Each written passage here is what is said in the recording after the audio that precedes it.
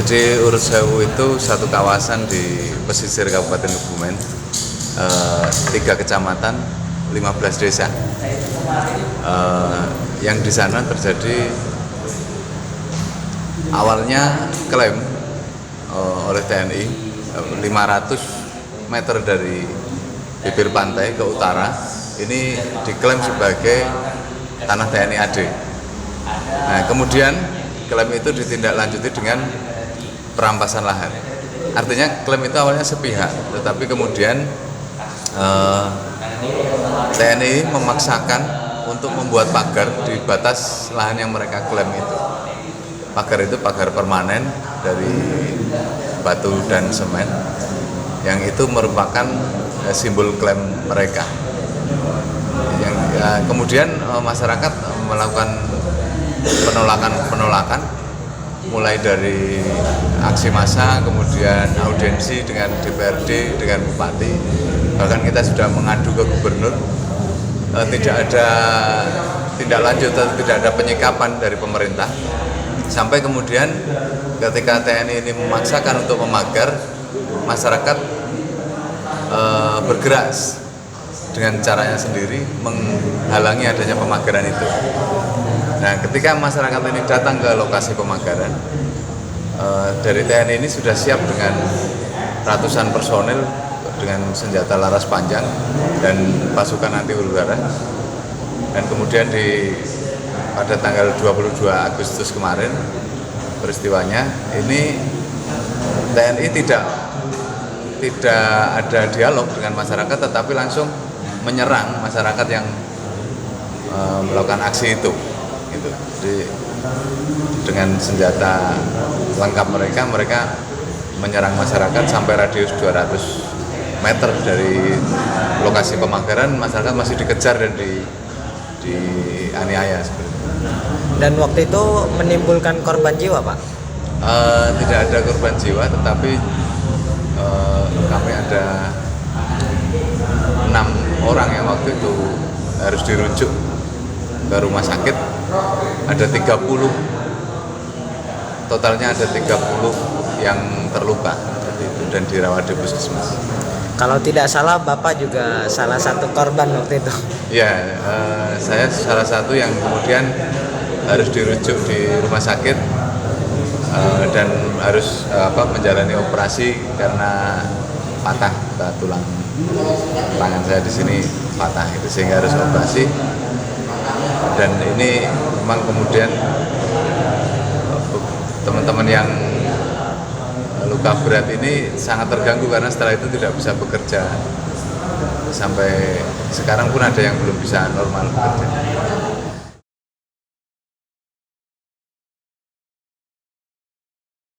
Pertama begini ya, jadi pada awalnya saya sebagai kepala desa juga sudah melakukan upaya-upaya sesuai jalur birokrasi pemerintahan. Artinya kita sudah berkirim surat, kita sudah ketemu dengan gubernur, sudah ketemu dengan bupati untuk meminta agar pemagaran ini tidak dilakukan karena masyarakat mempunyai bukti kepemilikan tanah itu. Nah, tetapi karena kemudian pemerintahan di atas ini tidak melakukan apa-apa dan masyarakat akan membela haknya, maka saya sebagai kepala desa saya harus juga mengiringi masyarakat ini gitu. Saya tidak bisa mencegah, saya juga tidak menyuruh. Nah, ketika masyarakat ini bergerak, maka saya juga harus ikut di situ. Nah, di situ saya coba untuk bernegosiasi, tetapi tidak ditanggapi, tetapi disambut dengan pentungan.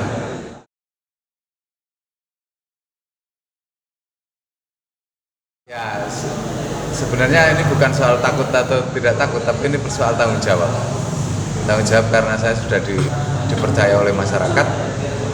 Ketika ini ada hak masyarakat yang dirampas, ya saya harus ikut membela itu. Soal intimidasi saya tidak ada ya secara langsung, tetapi justru yang beredar ini fitnah yang beredar di media sosial ataupun yang disebar di masyarakat bahwa saya melakukan ini semua untuk kepentingan pribadi, bahwa saya ini provokator yang menghasut masyarakat untuk melawan negara, melawan pemerintah. Padahal saya bisa katakan yang melawan pemerintah itu ya TNI, karena dia pertama dia melawan pemerintah desa sebagai desa itu institusi yang diakui dan dihormati oleh NKRI ini, dan itu tertuang dalam undang-undang desa. Itu mereka lawan, dan kemudian juga mereka melawan hukum karena mereka merampas tanah masyarakat, mereka merusak tanaman masyarakat. Kita tahu di dalam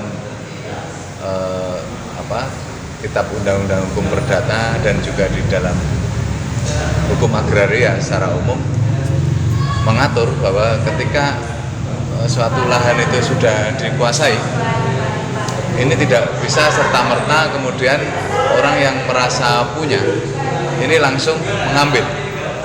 Dia harus melalui jalur-jalur hukum, harus ada tahapan-tahapan. Yang tahapan terakhir adalah gugatan ke pengadilan, dan itu juga berlaku untuk tanah negara sekalipun. Ketika misalnya suatu tempat itu tanah berstatus sebagai tanah negara, kemudian di situ ada yang menguasai, maka tidak bisa negara ini langsung mengambil paksa, tetapi dia harus melakukan gugatan terhadap siapa yang tinggal di situ atau menguasai tanah itu. Artinya hukum kita mengatur tidak ada kekerasan untuk rakyat. Artinya TNI ini melanggar hukum, melawan hukum. Nah, ini yang sebenarnya kita perjuangkan, terlepas dari persoalan bahwa kita ini mempertahankan hak milik. Tidak hanya sekedar itu. Yang kita perjuangkan adalah nilai-nilai kebenaran. Yang kita perjuangkan adalah penegakan hukum. Kita tidak hanya semata-mata ini memperjuangkan kepemilikan pribadi. Itu yang membuat kita terus bergerak sampai kapanpun ini akan kita perjuangkan.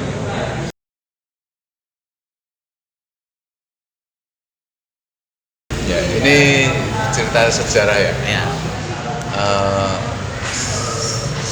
Pada awalnya begini, saya awalnya tinggal di Jogja waktu itu. Saya bekerja di Jogja dan sudah berkeluarga. Tapi kemudian saya terpanggil untuk pulang ke kampung, ke desa karena ada konflik penambangan pasir besi. Pada waktu itu penguasa desa pada waktu itu atau kepala desa ini memaksakan masyarakat untuk menerima adanya penambangan pasir besi. Sementara masyarakat ini menolak. Nah, kemudian saya terlibat dalam perjuangan-perjuangan perlawanan pasir besi itu, dan kebetulan satu tahun setelah itu ada pemilihan kepala desa, dan masyarakat kemudian meminta saya untuk mengikuti itu, dan setelah itu saya terpilih, itu aja. Jadi memang ide awalnya atau keinginannya itu bukan keinginan saya pribadi awalnya, tetapi ini memang dorongan dari masyarakat.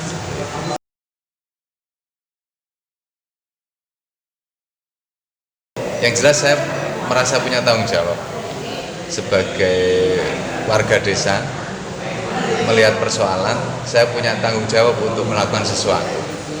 Dan kemudian ketika masyarakat meminta saya untuk menjadi kepala desa, saya juga merasa bahwa saya tidak bisa menghindar dari amanat itu, gitu.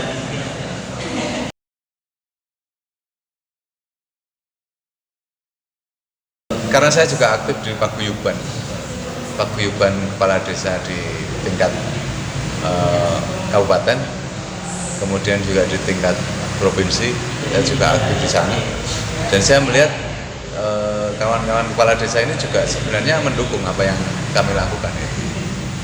Meskipun memang sampai saat ini belum ada satu gerakan khusus dari kepala desa untuk mendukung gerakan Urut Jawa ini, tetapi secara pribadi rata-rata dari mereka memberikan dukungan untuk itu.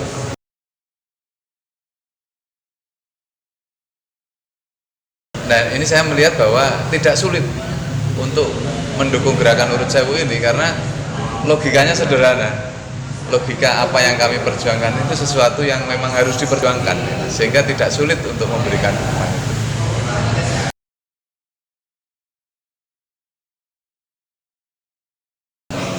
Yang pertama saya sampaikan hormat kepada Pak Salim Ganjil.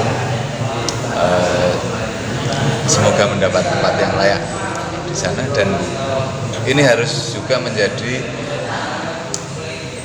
cambuk untuk masyarakat, khususnya Lumajang dan saya kira seluruh masyarakat di Indonesia, bahwa bahwa kebenaran itu harus diperjuangkan, bahwa kepentingan masyarakat itu harus diperjuangkan apapun resikonya.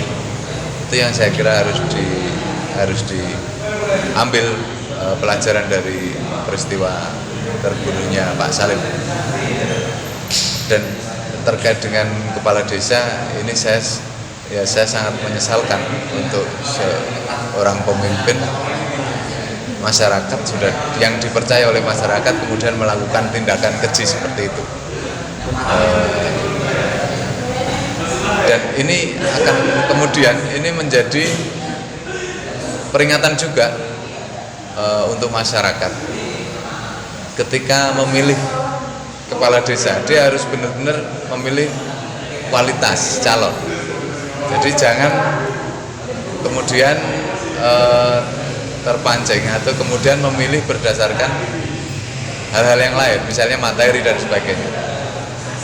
Karena bagaimanapun kita memberikan kepercayaan kepada pemimpin itu. Dan ini saya kira tidak hanya berlaku pada kepala desa, tetapi juga untuk anggota dewan, untuk bupati, gubernur, presiden dan sebagainya. Jangan kemudian memilih berdasarkan materi seperti itu. Ini saya kira pelajaran.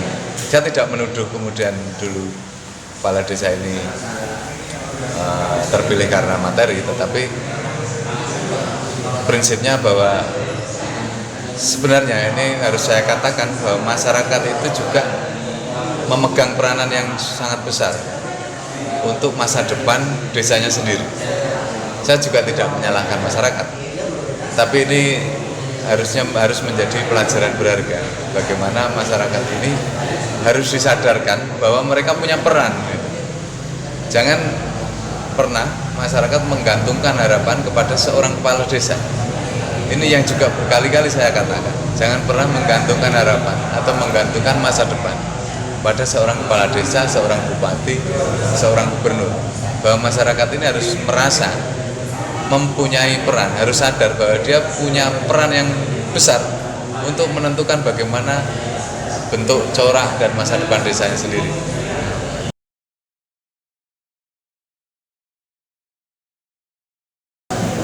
Ya, sampai saat ini masih solid gerakan kami di Urut Sewu. Meskipun kemudian tindakan kekerasan yang dilakukan oleh TNI ini membawa kekecewaan yang teramat besar untuk masyarakat, dan juga sebagian juga mengalami trauma karena masyarakat tidak akan berpikir bahwa TNI sebagai aparat negara bisa melakukan itu, bisa melakukan tindakan kekerasan yang tidak main-main, sangat membahayakan untuk masyarakat. Seperti itu. Tapi secara umum masyarakat masih tetap punya komitmen untuk memperjuangkan kebenaran ini.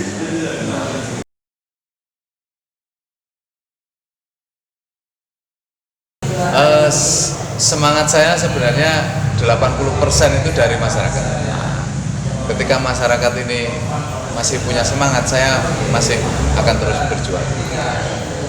Tapi kalau masyarakat lemah, saya juga akan ikut lemah.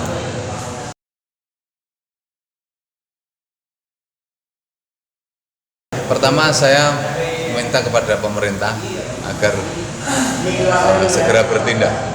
Yang terjadi di Urut Sewu adalah perampasan, maka yang harus dilakukan pemerintah adalah mengadili perampasnya, melindungi hak warga. Nah, kemudian eh, pemerintah juga harus berpikir untuk pemerintah harus melakukan kajian dan analisis terhadap apa yang terjadi di Urut Jawu, yang itu sebenarnya merupakan fenomena gunung es. Yang terjadi di Urut Jawu ini sebenarnya ada satu contoh kecil dari banyak kasus yang terjadi di Indonesia, dan itu harus menjadi pelajaran bagi pemerintah untuk melakukan reformasi di tubuh TNI itu sendiri.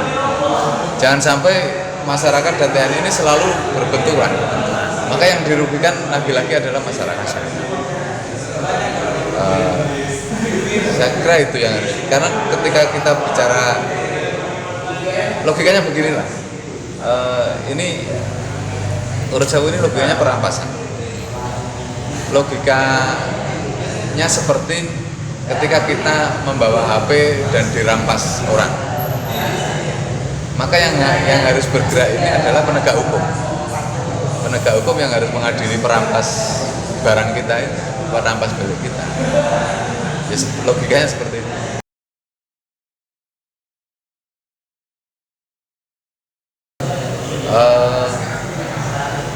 Saya ingin katakan bahwa perjuangan-perjuangan agraria di banyak tempat di Indonesia ini sejatinya ini adalah perjuangan nasional untuk memperbaiki negara kita ini.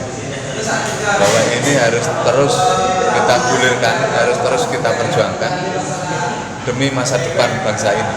Karena dalam konteks globalnya bangsa kita ini kan juga berhadapan dengan negara-negara lain, dengan negara-negara maju yang juga siap untuk menindas kita. Maka ketika kita melakukan sebuah perjuangan di suatu daerah, maka sejatinya ini adalah perjuangan untuk bangsa ini secara keseluruhan. Dan langkah yang harus kita lakukan adalah konsolidasi. Bagaimana kita menyatukan gerakan-gerakan yang ada di berbagai daerah di Indonesia ini untuk menjadi sebuah gerakan bersama untuk membenahi sistem agraria di negara kita.